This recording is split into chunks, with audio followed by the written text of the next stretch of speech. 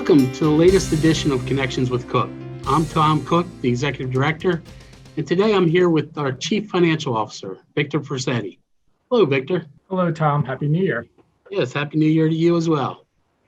Today, we'd like to look at a couple things. First, the 2021 budget process. Second, our capital improvement plan and the funding of that.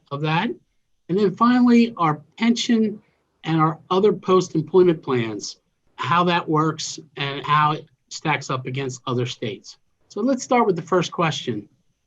The 2021 budget process was not immune to the pandemic. Can you tell us, Victor, really how that worked and what impact it had on the budget process? Yeah, Tom, this year was certainly different than anything we've ever experienced. Traditionally with the authority, we look at how to increase or what the increase of an operating budget would be. And we know that going into the following year. But 2020 revenues went down pretty much anywhere between $25 and $30 million. And we expect it to be down probably 10 to 12 next year also. And so the process wasn't how do we increase the 21 budget, but how do we either manage it at its current size or diminish it as necessary. So we communicated that with the staff. The staff and the budget managers did a fabulous job of making budget submissions. And as you're well aware, we were able to adopt a budget that was about 1.7 million or roughly 2% less than the original 2020 budget. So it was a great process.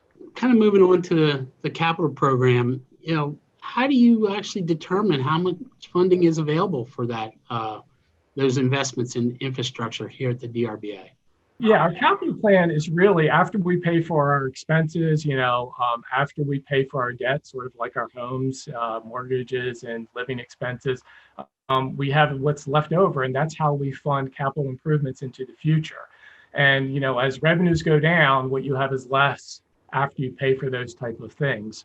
And so that's what we're going to experience. I mean, we're going to lose somewhere in the $35 million range, maybe 40 over the case of 18 months.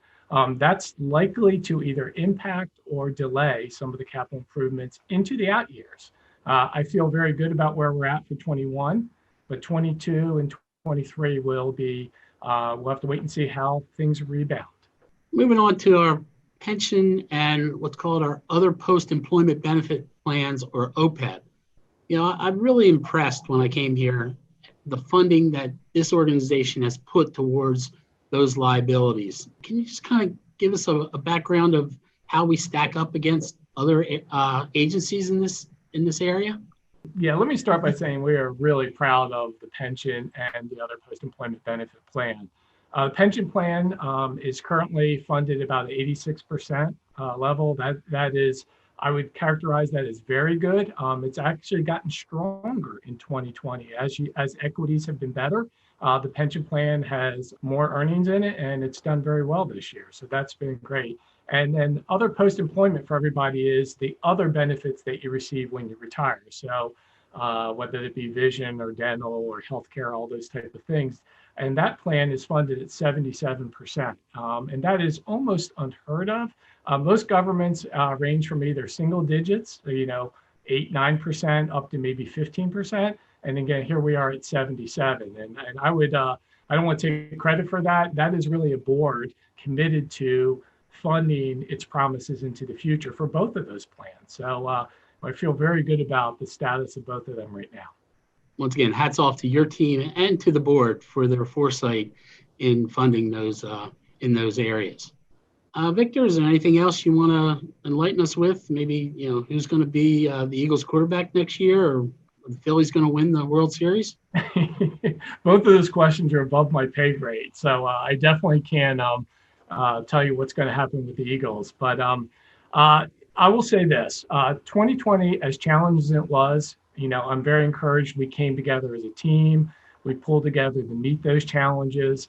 And, in working for the authority, I think as an employee and as a CFO, I'm just, I feel very blessed with that process. A lot of the struggling in the world today, we're really not feeling in the same way. And so working for the authority really is a blessing at this time. Once again, Victor, thanks for taking time out of your busy schedule to be with us today.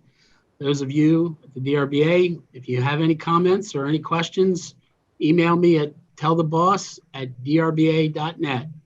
And I hope to see you around the DRBA. Happy New Year, everyone.